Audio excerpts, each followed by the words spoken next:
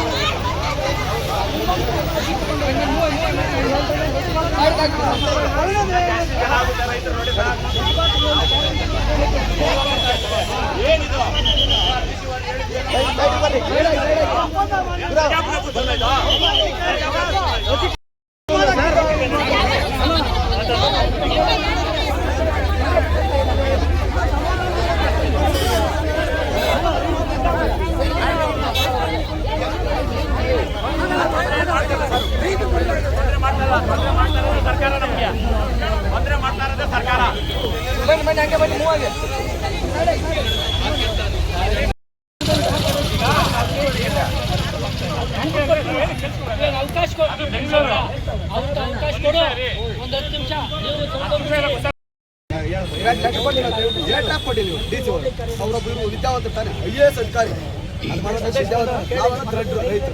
Educated ಎಲ್ಲ ಓದಿದ್ದಾರೆ. ಅವ್ರ ಹತ್ರ ಕರ್ಕೊಂಡೋಗಿರೋದು, ಅವ್ರ ಹತ್ರ ಹೇಳಿ ಕಳಿಸಿರೋದು. ಅದು ಹೆಂಗೆ ಅರೆಸ್ಟ್ ಮಾಡಿದ್ರು ನಮ್ಮ ರೈತರನ್ನ?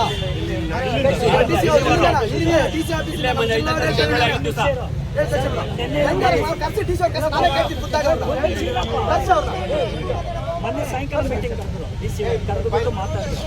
ನಾಳೆ ಅಥವಾ ನಾಳೆ ಇವತ್ತು ಡೇಟ್ ಕೊಟ್ಟು 10 ಜನ ಮಾತ್ರ ಬರಬೇಕು. 10 ಜನ ಪ್ರಮುಖರನ್ನು ಕರ್ಕೊಂಡೋದ್ರು. ನಾನು ಕರ್ಕೊಳ್ಳೋದನ್ನ ನ್ಯಾಯ ಮಾಡಬೇಕು, ಅರೆಸ್ಟ್ ಮಾಡಿ ಸರ್ ಅರೆಸ್ಟ್ ಸಾಕ್ಷಿ ಇನ್ನೇನ್ ಬೇಕು?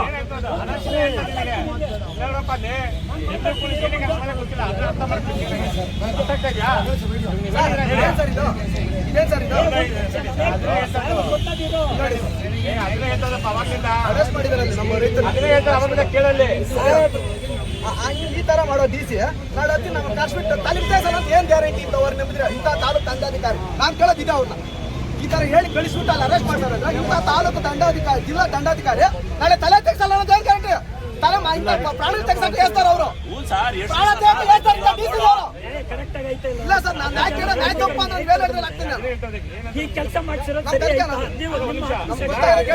ನಾಳೆ ಬೆಳಗ್ಗೆ ಇವರು ತಲೆಗೆ ತೆಗ್ಸಲ್ಲ ಅಂತ ಏನ್ ಗ್ಯಾರಂಟಿ? ನಮ್ಮಂತವ್ರನ್ನ ಕಳಿಸ್ಬಿಟ್ಟು ಇಲ್ಲ ಇಂಥ ಕಾನೂನು ನಮ್ಮ ಸಂವಿಧಾನ ಎಲ್ಲ ಸಂವಿಧಾನ ಇದು ಕಾನೂನು. ನಮ್ಮ ಸಂವಿಧಾನ ಎಂತ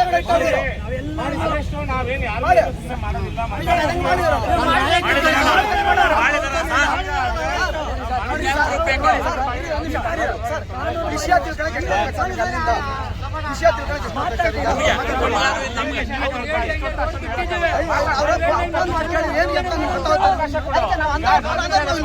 ನಮ್ಗೆ ಅವಕಾಶ ಕೊಡಿ ಸರ್, ಅದಕ್ಕೆ ನಮ್ಗೆ ಅವಕಾಶ ಕೊಡಿ ಸರ್, ನಮ್ಗೆ ಅವಕಾಶ ಕೊಡಿ ಸರ್, ಒಂದು ನಿಮಿಷ ನಮ್ಗೆ ಅವಕಾಶ ಕೊಡಿ ಸರ್, ನಮ್ಗೆ ಅವಕಾಶ ಕೊಡಿ ಸರ್.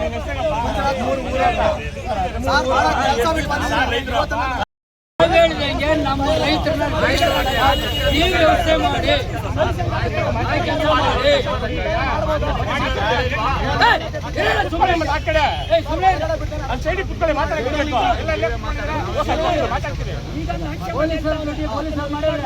ಪೊಲೀಸರು ಮರ್ಯಾದೆ ಕೊಟ್ಟು ನಾವು ಸೈಡ್ ಬಂದಿದ್ದೇವೆ. ಈಗ ಪೊಲೀಸ್ನವರು ನಮ್ಮ ರೈತರಲ್ಲಿ ಬಿಡುಗಡೆ ಅಷ್ಟು ಮಾಡಿ ಎಷ್ಟೊತ್ತು ಮಾತಾಡ್ತೀವಿ.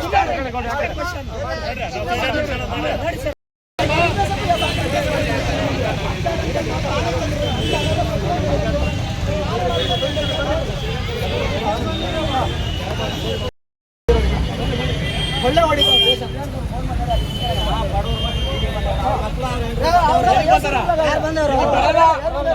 ನಾವು ನಿಮ್ಮ ತರಕಾರಿ ಹಣ್ಣು ಹಾಲು ಎರಡೇ ಎರಡು ತಿಂಗಳು ಒಂದು ತರಕಾರಿ ಹಾಲು ಎಲ್ಲಾನು ಬರ್ಲಿ ಬರ್ತದೆ ನಿಜ ರೈತರ ಹತ್ರ